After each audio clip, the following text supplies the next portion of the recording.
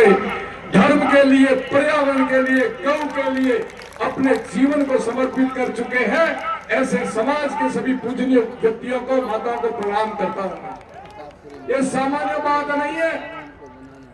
बिश्नोई समाज को यदि देखा जाए तो वैदिक काल का जो एक अच्छा शुद्ध जीवन जीने वाला कोई भारतीय और सनातनी था, तो उस परंपरा को जीवित करने वाला कोई समाज है तो बिश्नोई समाज है, जिसमें 36 नियमों का पालन करना है। पूरा हिंदू समाज आज एक श्रद्धा आस्था के साथ में विष्णु समाज को मान और सम्मान देते हैं, क्योंकि गुरु चंपेश्वर के उन नियमों का पालन करने वाला कोई समाज है वो बिश्नोई समाज है, जिसके व्यवहार में, जिसकी भाषा में, जिसके आचरण में, जिसके जीवन में शुद्धता हो, पर्यावरण हो, गौ प्रेमी हो, पशु प्रेमी हो, प्राणी प्रेमी हो, जीवस रक्षा, अहिंसा परमो धर्म हो, ऐसा धर्म, ये सनातन धर्म का सबसे श्रेष्ठ धर्म का पालन करने वाला कोई समाज है तो ये बिश्नोई समाज है। और ये युग में बात बहुत संक्षिप्त में पूरी करूंगा। अब आपके वहां राव आते होंगे, पूज्य मंच पर बहुत शिष्ट और विशिष्ट लोग बैठे हैं, समाज के प्रबुद्ध लोग बैठे, केवल एक बिश्नोई समाज के नहीं है। या अभी जो मेरे से पूर्व वक्ता थे, चौधरी समाज, जाट समाज, कितना बड़ा आदर्श रखा इन्होंने अपने नागौर जिले में। मैं आपसे एक बात करके मेरी बात को संतों, पूज्य के संतों से वंदन करते पूरी करूंगा।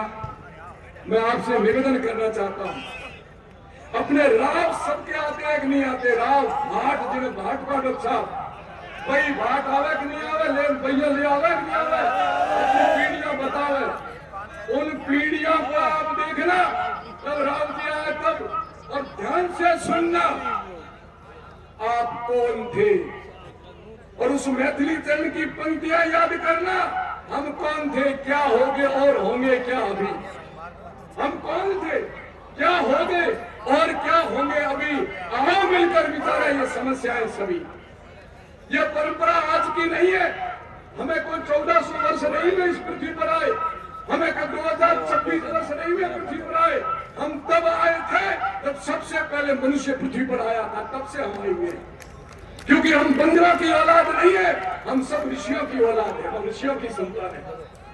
इसलिए आपकी कब्र भी राव जी आते हैं और बही खोलते हैं, आपकी पीढ़ी दर चलते चलते जाके किसी न किसी ऋषि की गोद में आपको समायोजित करते हैं, कहते हैं आप ऋषियों की संतान है। कितने गर्व की बात है कि हम इस धरा पर पैदा हुए, जब देवता पैदा होते हैं।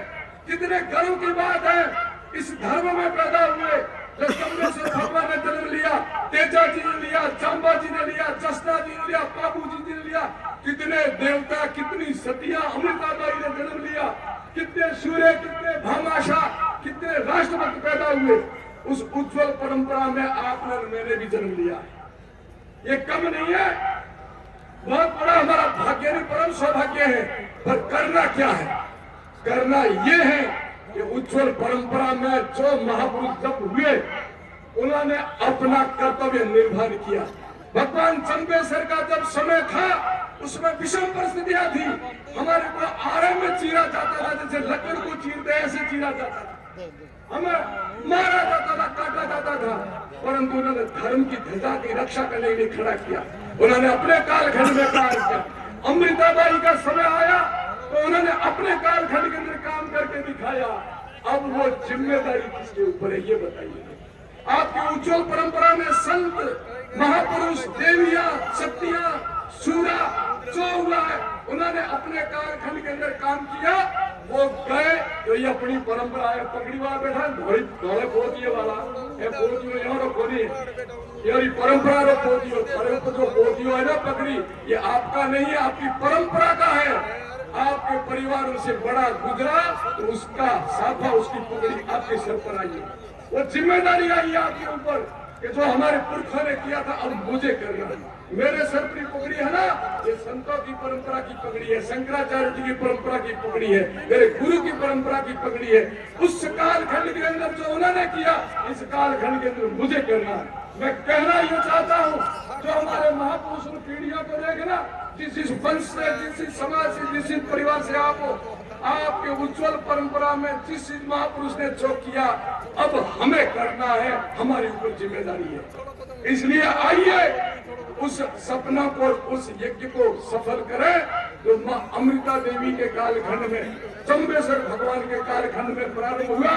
और ये युग हमारा युग में, इसमें हमें भी अपनी भूमिका निभानी है और इसमें अपना योगदान देना है। मैं प्रार्थना करता हूँ गुरु चंबेश्वर से, मैं प्रार्थना करता हूँ मेरे गुरु महाराज से, मैं इन सात्विक शक्ति और संतों से प्रार्थना करता हूँ, इन भक्तों की भावना सफल हो और जय हो और विजय हो। यही प्रार्थना करता हूँ, यही प्रार्थना करता हूँ कि सरकार जल्दी से जल्दी आपकी मनोकामना पूरी करने में अपना योगदान देकर के वो भी अमर हो जाए।